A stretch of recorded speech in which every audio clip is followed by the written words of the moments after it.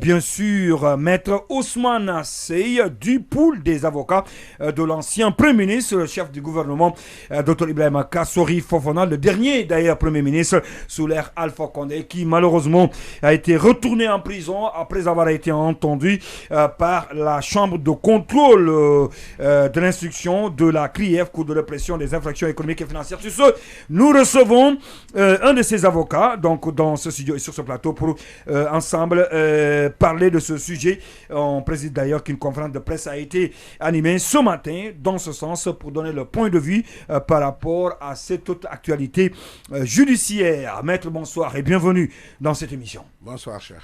Alors, première question. Bonsoir à tout le monde. On s'attendait à la libération, certainement, avec cette autre possibilité qu'on pourrait appeler cette mise en liberté sous conditionnel.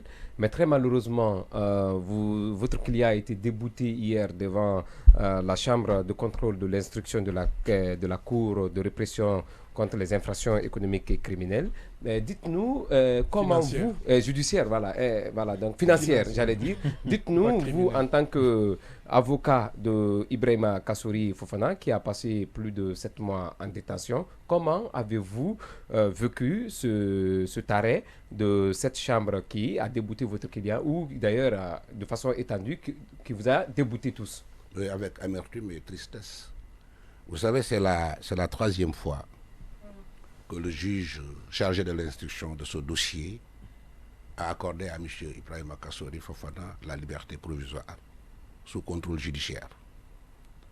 C'est la 3e fois, après appel de M. le procureur spécial, que la chambre de contrôle infirme cette décision du juge d'instruction, pertinente d'ailleurs, pour maintenir M. Kassori en prison.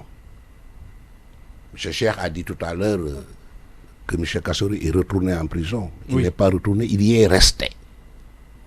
Vous n'êtes pas sans savoir que M. Kassori, aujourd'hui, fait l'objet de mandat de dépôt. Depuis le 6 avril 2022, c'est le procureur spécial, en arguant d'une procédure de flagrant délit, qui lui avait décerné un mandat de dépôt. Le flagrant délit, vous le savez, cela veut dire que toutes les charges étaient réunies pour qu'il comparaisse devant le tribunal des flagrants délits. Il avait même fixé l'audience du tribunal de flagrant délit. Il s'est ravisé, sachant parfaitement que ce dossier ne tenait pas. Il n'y avait pas assez de charges. Je ne parle pas de preuves parce qu'on parle de preuves devant le tribunal. L'enquête préliminaire, c'est des indices. Et devant le juge d'instruction, c'est des charges. Il n'y en a pas. Ni indices, ni charges. Ni indice, ni charge. Alors, il a ouvert une information. Et volontairement, il a omis d'annuler le mandat de dépôt irrégulier qu'il avait décerné. Nous avons plaidé cette affaire devant le président de la CRIEF, qui a maintenu le mandat de dépôt. Et le juge d'instruction l'avait convoqué, il lui a mis un autre mandat de dépôt. En fait, l'avait mis en liberté. Le juge d'instruction le 19 mai, je crois. Une semaine après, le procureur spécial a fait appel de cette première décision de mise en liberté provisoire devant la chambre de contrôle. La chambre de contrôle, sans lever le premier mandat décerné par le procureur spécial, lui a mis un autre mandat de dépôt. Ça veut dire 2 mandats de dépôt pour les mêmes faits. Et jusqu'à présent, jusqu'au moment où je vous parle, aucun juge n'ose lever d'une manière expresse ce mandat de dépôt irrégulier. Pour dénoncer au moins. Comment? Pour dénoncer, je dis. Pour dénoncer? Oui. Le mandat de dépôt auquel vous faites allusion. Ce mandat de dépôt qui était décerné par le procureur spécial au début, quand il arguait d'une procédure de flagrant délit, jusqu'à présent, aucun juge, nous l'avons plaidé devant le président de la CRIEF, nous l'avons plaidé à 2 reprises, 3 reprises, devant le président de la chambre de contrôle, aucun juge n'ose d'une manière expresse lever ce mandat de dépôt. Et on lui a mis un autre mandat de dépôt. N'ose. Est-ce que vous n'êtes Non, pas en ça train veut de dire remettre quoi? ici, Ça veut dire que les juges seraient sous ordre. N'êtes-vous pas Vous savez, en train de moi, remettre j'ai trop de en respect. question ici l'indépendance des juges? J'ai trop de respect pour la justice d'une manière générale, pour employer certains termes relativement à la justice. Je considère que les magistrats, c'est des professionnels assermentés et ne doivent obéir qu'à la loi. Maintenant, je peux critiquer leurs décisions, mais je ne peux pas employer cette... Oui, mais quand vous dites qu'aucun n'ose, ils auraient peur de quoi? Ah, ils savent. De quoi? Mais Moi, non, je ne sais pas. Dites-le nous. En tout cas, moi, si Donc vous j'étais pensez juge, qu'ils ont peur de quelque chose? si j'étais juge, je n'aurais peur de personne, sauf la loi. Et vous Parce que le pensez juge qu'ils ne ont doit peur obéir qu'à la d'autre loi. chose en dehors de la loi? Je dis qu'aucun juge, jusqu'à présent, n'ose lever ce mandat de dépôt. Alors, et le beaucoup juge de personnes... et le juge d'instruction, celui qui était avant le contrôle de l'instruction, Le juge n'avait-il d'instruction ne l'a jamais... n'avait-il pas ordonné la mise en liberté de Kassouri et ensuite le procureur a fait appel et vous vous êtes C'est ça retrouvé? le problème. Donc ce juge-là a osé. Non. C'est pour reprendre vos termes. Le premier juge, Oui. il lui a accordé une liberté provisoire sous contrôle judiciaire. Donc, il n'a pas mis un mandat de dépôt. Mais comme le procureur spécial avait déjà décédé un mandat de dépôt, Kassouri n'a jamais joui de cette liberté. Il était resté en prison. Parce que le procureur spécial avait donné l'ordre au garde pénitentiaire de le maintenir en prison parce que lui, il avait décédé un mandat de dépôt. Voilà. Le juge, il lève, il ordonne la liberté provisoire, mais Kassouri n'est pas sorti de prison à cause de ce premier mandat. Et ce premier mandat n'est pas levé jusqu'à présent. Alors, maintenant, ce qui est un peu grave pour moi, c'est cette troisième décision de la Chambre de contrôle qui refuse à M. Kassouri la liberté provisoire sous contrôle judiciaire. D'ailleurs, le juge a été très gentil, d'ailleurs, cette fois-ci, parce qu'on était dans le cadre du non-renouvellement du mandat de dépôt. Il devait simplement se limiter à dire « Je ne renouvelle pas le mandat de dépôt, donc Kassouri recouvre sa liberté entière. » Automatique. C'était ça, la procédure. Mais non seulement il a dit « Je ne renouvelle pas ». Un, parce que les conditions juridiques dans lesquelles se trouve M. Kassouri ne me permettent pas de le maintenir en prison. Ensuite, son état de santé ne me permet pas de renouveler son mandat de dépôt, mais j'assortis sa liberté provisoire d'un cautionnement. Je vais retirer son passeport, il ne pourra pas voyager, il va émarger chaque mardi au greffe, etc., etc. Voilà les conditions dans lesquelles il l'a mis en liberté provisoire. Et la Chambre de contrôle est revenue sur la base des réquisitoires de M. le procureur spécial. C'est-à-dire que la Chambre de contrôle n'a fait que reprendre les réquisitions de M. le procureur spécial en disant, grosso modo, on n'a pas besoin d'être juriste pour comprendre ce que la Chambre a dit. La Chambre a dit, M. Kassouri a été interpellé, mis en prison, on est en train de chercher des preuves, des charges. Le procureur spécial a demandé au juge d'instruction de poser des actes dans le sens de charger M. Kassouri. Le juge d'instruction ne l'a pas fait. Il va rester en prison tant que des charges suffisantes ne sont pas trouvées contre M. Kassouri. Voilà grosso modo ce que la Chambre a dit. Beaucoup de personnes disent que Kassouri serait victime de vous, ces avocats, entre guillemets, étrangers, votre arrivée en fanfare, je veux dire, avec beaucoup de tintamarre. Lorsque vous êtes arrivé, les gens ont estimé qu'il y a eu d'une certaine façon de l'arrogance et que de l'autre côté, il y aurait un complexe, celui de dire qu'ils viennent pensant qu'ils vont nous apprendre le droit et donc ils vont voir que ça ne va pas marcher comme ça. Est-ce que vous pensez, vous percevez cela comme ça? Est-ce que vous trouvez que justement on a envie de maintenir Kassouri en prison pour ne pas qu'on vous donne raison ou qu'on estime que vous seriez au-dessus du procureur et des juges guinéens? Vraiment, votre question, ça me fait rigoler quand même. Vraiment, c'est une question peut-être d'ego, de la leadership. De la rumeur. Oui, mais ça a été dû à plusieurs reprises. Moi qui vous parle, j'ai plaidé partout en Afrique. C'est pas seulement en Guinée. Je plaide au Mali, je plaide au Togo, au Bénin, en Côte d'Ivoire, partout. Je plaide en France. Partout. Mais tout ça, la justice, c'est la justice. Il n'y a pas une justice guinéenne, une justice sénégalaise et tout ça. Nous sommes de la CEDEAO. Oui, non, la question c'est... Aujourd'hui, nous pouvons nous déplacer dans l'espace de la CEDEAO et même implanter notre cabinet dans un des pays de la CEDEAO. C'est pas alors dire maintenant qu'il y a des avocats étrangers, entre guillemets, moi je ne me considère pas comme étranger en Guinée. Et vous avez raison. Non. Mais c'est grave de parler de cela. C'est une question que je pose toujours. Je vous assure que moi, venant en Guinée, Je ne me dis pas que je vais dans un pays étranger. Yacine parle il situe la question sur... Vous savez que le Mali et le Sénégal ont eu le même jour la même indépendance. Oui, Yacine me parlait de complexe, en fait. Mais ce complexe-là, s'il existe, c'est grave. Est-ce que vous le percevez, en fait? Je ne peux pas le percevoir. Il me parlait de complexe, en fait. Est-ce que... Ça, c'est ce que je suis en train de dire. C'est une rumeur de la rue qui suivez ma question. nauséabonde. Je vais Yacine, rapidement votre question, parce qu'il y a les autres aussi qui veulent... Je vais repréciser la question. Oui. Est-ce que vous percevez justement que Kassori est en prison parce qu'on n'a pas envie que, bien entendu, on n'a pas envie de recevoir de leçons des avocats de Kassori venant de l'étranger? Pourquoi des magistrats sénégalais viennent former ici des magistrats guinéens, des avocats guinéens? Est-ce que vous le percevez? Comment je peux le percevoir comme ça? Alors, on va évoluer. Il y a tous les jours des juristes, des professeurs sénégalais, des professeurs de droit, des magistrats sénégalais qui viennent ici former des... D'accord, on va évoluer. On va revenir, on va évoluer, maître.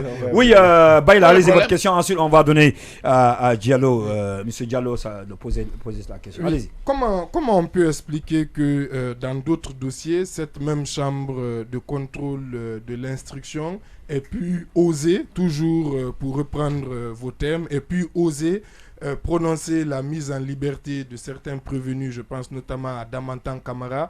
Ensuite, après appel, la Cour suprême les a remis dans leurs droits et par exemple il est sorti. Et est-ce que vous êtes allé du coup, vous, devant la Cour suprême à un moment donné? Est-ce que vous allez le faire et comment expliquer cela? Effectivement, nous sommes devant la Cour suprême pour la deuxième décision de la Chambre de contrôle qui a infirmé encore une fois de plus l'ordonnance du juge d'instruction. Nous avons fait un pourvoi en cassation, mais ce pourvoi n'est pas encore enrôlé et évoqué devant la Cour suprême. Maintenant, effectivement, ce que vous dites est vrai. Kassori était dans la même situation que l'un des co-détenus qui a bénéficié d'une liberté provisoire au même titre de Kassori. Le procureur spécial n'a pas fait appel et il est libre aujourd'hui. Donc c'est 2 poids et 2 mesures. Non, attention, la précision, il y a le prévenu dont je parlais, Damantan, le procureur avait... Je ne parle pas de Damantan. Appel. J'ai oublié son nom. D'accord. Mais il y avait un ancien ministre. Au tout début, Zakaria Koulibaly. Zakaria Koulibaly, qui était dans la même situation que Kassori. Ils étaient entendus de même. Mais ils ne sont pas entendus pour les mêmes faits. C'est les mêmes faits. Détournement de deniers publics. Si, détournement de deniers publics, enrichissement illicite. Non, ça c'est. Attention, vous êtes un professionnel. Vous savez que ça, c'est les qualifications juridiques. Ils sont tous. Poursuivis pour ces qualifications. Pour les mêmes délits. Mais pour les faits, par exemple, Kassori, on a parlé à un moment donné du budget de fonctionnement de la primature, on a parlé de la mamrie. En tout cas, il y a des faits qui sont là précis. Pour Zakaria, ça doit être certainement lié aussi à sa gestion des hydrocarbures. Donc, ce n'est pas les mêmes faits. C'est les mêmes qualifications, mais ce n'est pas les mêmes faits. N'est-ce pas? Il va répondre, on va passer à la question de M. Diallo. Oui. Entre les faits et les infractions. Ils ont poursuivi pour les mêmes infractions. Pour les mêmes infractions. Détournement de deniers publics, enrichissement illicite, trafic d'influence. Ils étaient entendus le même jour, déférés le même jour, mais pas pour les mêmes... renvoyés le même jour par le procureur spécial devant le tribunal des flagrants délits, qui s'est ravisé pour ouvrir une information pour eux tous, de la même manière. Et le juge d'instruction a entendu la mise en liberté provisoire, comme il a entendu Kassori pour le mettre en liberté. Et le procureur spécial n'a pas fait appel contre lui, mais il a fait appel contre M. Kassori, contre la décision de M. Kassori. À 3 reprises, pour le maintenir en prison. Donc, si vous dites que le cas de Kassori est un cas particulier, je vous ai dit tout à l'heure que je le considère comme un otage politique. Un otage politique. Voilà. Oui, M. Diallo, votre question. On va évoluer, Baïla, si vous permettez. M. Diallo va poser sa question. Il dit ça veut dire que la justice, vous considérez que la politique. Oui, donc s'il est un otage politique, or c'est des décisions de justice qui le maintiennent en prison. Donc, est-ce que vous estimez que la justice guinéenne est politisée? Je ne peux pas faire un jugement global sur la justice guinéenne. J'ai dit que les textes en Guinée sont bien faits. Il y a une manière de les appliquer, ça dépend des juges qui les appliquent.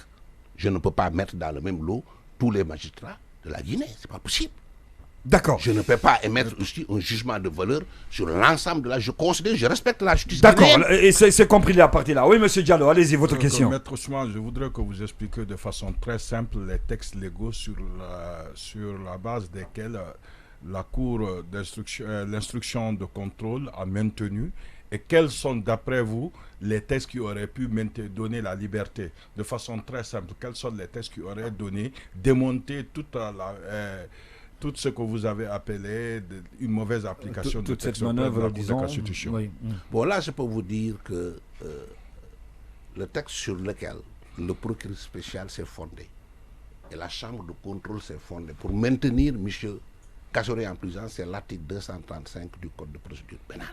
Okay. Cet article dit, si la liberté provisoire n'est pas de droit, elle peut être accordée si le maintien en prison, la détention provisoire n'est pas le seul moyen pour continuer l'information.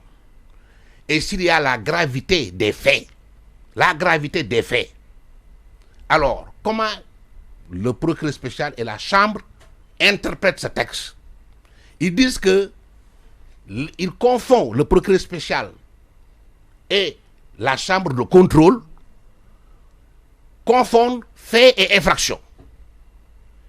Ils considèrent que les infractions pour lesquelles M. Kassori est poursuivi sont graves. Détournement de deniers publics, enrichissement illicite, etc. Nous sommes d'accord que ces infractions sont graves. Mais le texte ne dit pas infraction, le texte dit faits graves. Cela veut dire qu'il faut partir des faits, analyser ces faits pour conclure que ces faits constituent des infractions. Ce que le procureur spécial ne fait pas, ce que la Chambre de contrôle ne fait pas, parce que simplement M. Kassori est poursuivi pour les infractions de détournement de deniers publics, d'enrichissement illicite, il considère que c'est des faits graves. Ce qui n'est pas vrai. Les faits sont différents des infractions. Ensuite, le texte vous dit il faut que la détention provisoire soit le moyen unique pour parvenir à l'instruction, à la bonne information. Mais aujourd'hui, la liberté provisoire de Kassori n'empêche pas la continuation de l'information, n'empêche pas l'investigation. M. Kassori présente toutes les garanties nécessaires pour sa représentation en justice. Il a été quand même Premier ministre dans ce pays-là. Mais mieux, ce qui est plus grave, c'est que cette fois-ci, le juge d'instruction s'est fondé sur l'état de santé de M. Kassori. Il y a des certificats médicaux qui ont été dressés par des médecins assermentés en France, aux États-Unis, et par le médecin-chef de l'administration pénitentiaire de la Guinée, qui atteste que l'état de santé de M. Kassori n'est plus compatible avec l'incarcération, avec la détention. Dans tous les pays du monde, moi je suis avocat depuis 39 ans, je n'ai jamais vu un juge pénal à qui on donne un certificat médical pour lui dire que le prévenu qui est en détention, il est malade, son état de santé est incompatible avec l'incarcération, il ferme les yeux. À l'audience. Dans votre carrière, pendant toute votre carrière, vous n'avez jamais vu. Pendant toute ma carrière, oui. Et je défie quiconque me prouve le contraire. À l'audience, monsieur le procureur spécial, il fait ses réquisitoires sans parler. Ça veut dire que son état aujourd'hui nécessite peut-être une évacuation, ou bien en tout cas, il devait avoir des rendez-vous depuis 2021, depuis 1 an. Est-ce que vous avez demandé un placement en milieu hospitalier comme ça a été? Mais on a demandé plus. Pour d'autres. On a demandé plus, le libérer pour qu'il aille respecter ses rendez-vous. Non, sinon, le médecin, pas acquis. Attendez, ce que le médecin a conclu, s'il ne respecte pas ses rendez-vous, il peut même être paralysé. Je ne veux pas dévoiler publiquement quand même l'état de santé. Mais ce que je veux dire simplement, c'est l'attitude du procureur spécial à l'audience. Il a fait ses réquisitions sans parler de l'état de santé. Oui, son substitut. Sans parler de l'état de santé. Parce que lui, il ne vient jamais apparemment. Jamais. J'aimerais bien l'avoir à l'audience. Il n'est jamais venu depuis le petit Il n'est jamais venu. Il n'est jamais venu. Comment expliquez-vous cela? Écoutez, le parquet est indivisible. Le procureur spécial, le procureur qui est là, titulaire, peut effectivement déléguer à ses substituts de venir à l'audience quand il faut. Alors, quel intérêt le procureur aurait à maintenir Kassori en prison malgré son état de santé? Je le demande au procureur spécial. Il n'en a plus peu mot. Moi, je me suis levé. Vous le lui avez demandé? Je lui dis à l'audience, monsieur le procureur spécial, je constate que vous ne pipez mot de l'état de santé de M. Kassori. Or, c'est dans le dossier. Il est libéré pour ça. C'est un mépris. Ou bien c'est un acquiescement. Alors, vous êtes d'accord? Il n'a pas répondu. Okay. Et malheureusement, la chambre de contrôle a fait comme le procureur. N'a pas du tout statué sur l'état. Au contraire, la chambre de contrôle, je crois, quand j'ai lu sa décision, essaie de critiquer le juge d'instruction pour lui dire pourquoi vous vous êtes appesanté sur l'état de santé de M. Kassori. Voilà ce que... Donc elle a été Alors, convaincue par les arguments du procureur. Il n'a même pas dit je suis convaincu, je ne suis pas convaincu, mais pourquoi vous en parlez? C'est un élément du dossier. D'accord, Alors, il faut s'attendre. Une question, une question. Je veux dire, on va le libérer. Oui, c'est juste une précision et une question. Je veux dire, quel est l'intérêt que le procureur aurait en maintenant Kassori en prison, malgré son état de santé? La deuxième question, c'est justement dans ce cadre de figure, quels sont les leviers que la loi vous offre pour permettre à ce que votre client soit libéré? Bien, moi j'ai dit à M. Kassori, je lui ai demandé, M. Kassori, est-ce que vous avez un précédent entre vous et M. le procureur spécial? Il me dit, je ne le connais même pas. Vous savez, depuis le début, le procureur spécial a violé le principe même de la présomption d'innocence de M. Kassori. Aujourd'hui, il est en train de violer ce que l'on appelle le principe de l'indisponibilité de l'action publique. Qu'est-ce que ça veut dire? Le procureur de la République est maître des poursuites.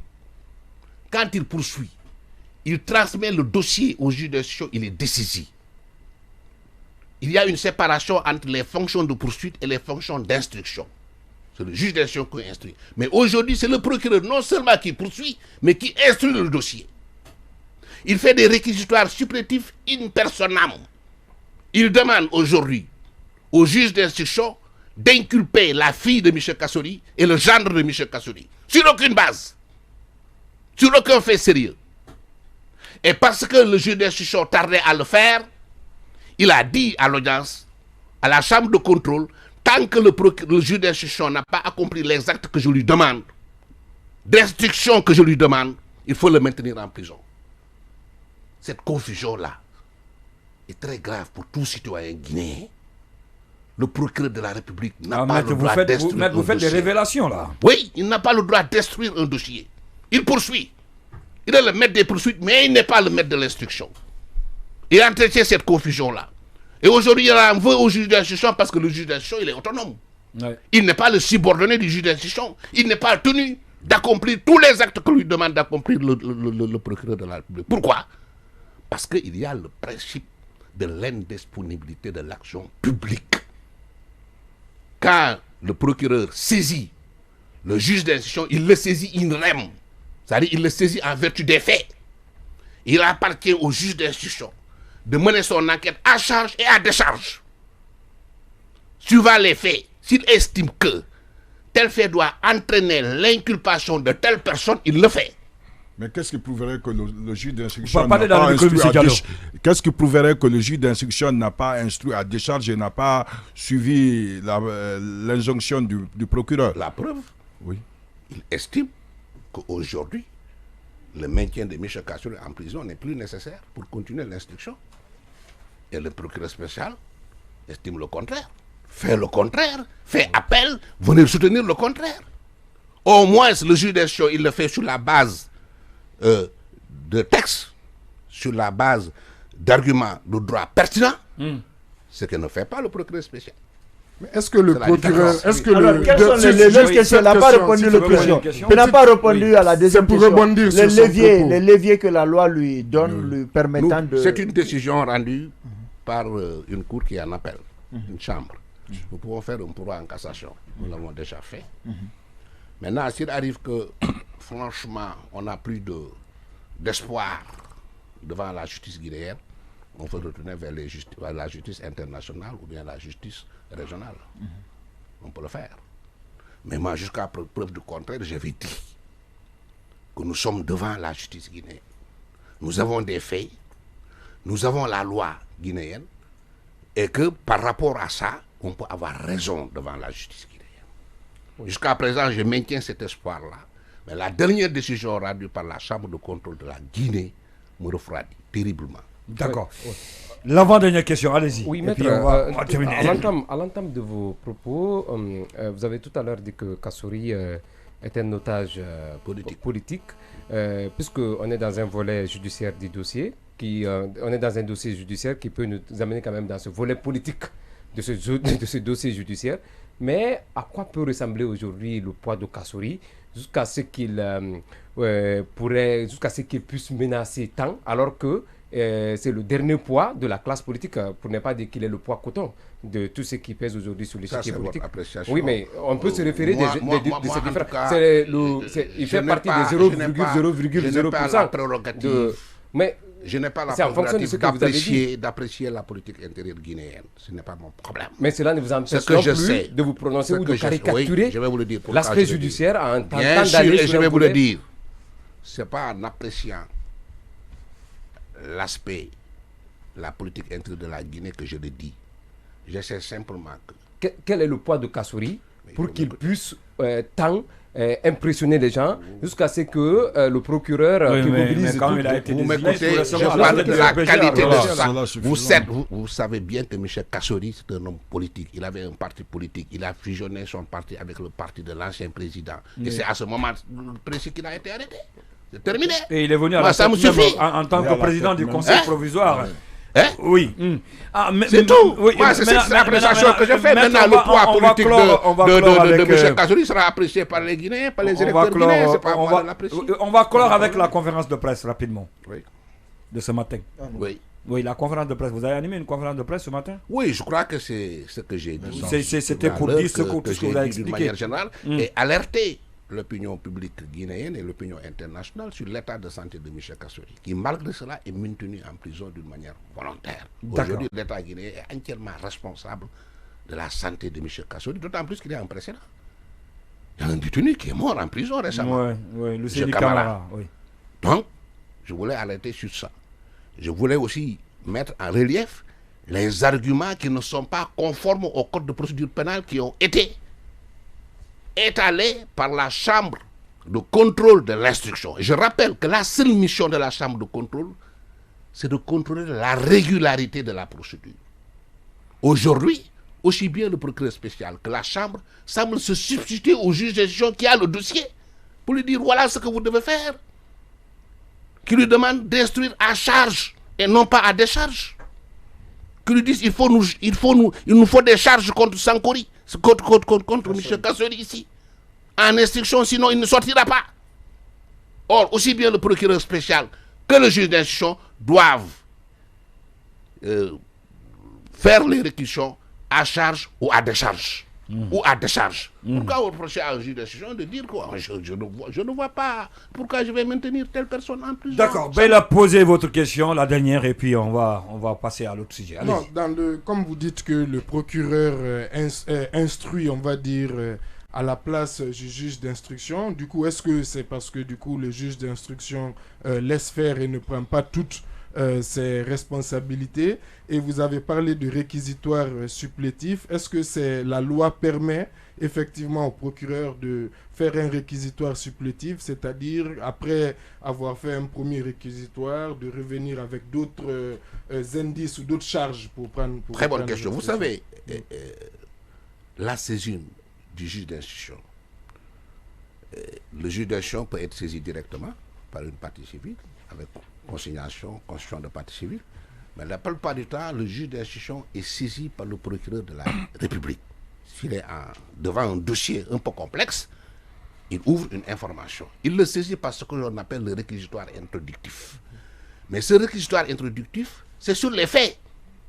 Il appartient au juge d'inculper ou de ne pas inculper des personnes, nommément. Le procureur ne fait jamais un réquisitoire in personam contre des personnes. C'est une plainte qui est formulée contre les personnes, mais pas le réquisitoire.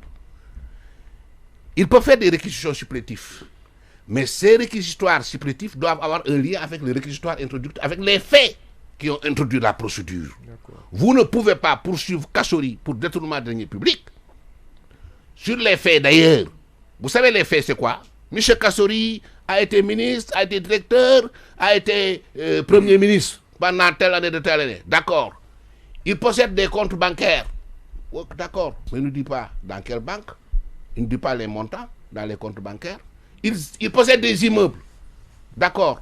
Mais on ne dit pas, on ne nous montre pas les états des droits réels de ces immeubles, parce qu'en droit réel, quand vous dites que tel immeuble appartient à telle personne, il faut le prouver par les états de droit réel. Ça n'existe pas dans ce dossier-là. Il n'y a rien. Mais le ministre de la Justice a expliqué récemment que dans ces dossiers, il y a aussi l'utilisation de prête-noms et qu'à cause de cela, vu la complexité des infractions, il ne parlait pas de casserie. Non, même si c'est un autre, ce n'est pas son rôle, parce que ce n'est pas le ministre de la Justice qui rend la justice. Le ministre de la Justice organise la justice. On attend de lui qu'il organise quand même des procès équitables, qu'il mette à la disposition des magistrats, des trucs, qui donnent l'information aux justiciables et tout le monde d'une manière égale. C'est ça qu'on attend du ministre de la Justice, pas de s'inférer dans la distribution de la justice. Maître Ousmane Sey, il est du pool des avocats de Dr Ibrahima Kassori Fofana, ancien Premier ministre, aujourd'hui incarcéré à la prison centrale de Conakry. En tout cas, merci beaucoup d'être passé dans cette émission. Ceci dit, nous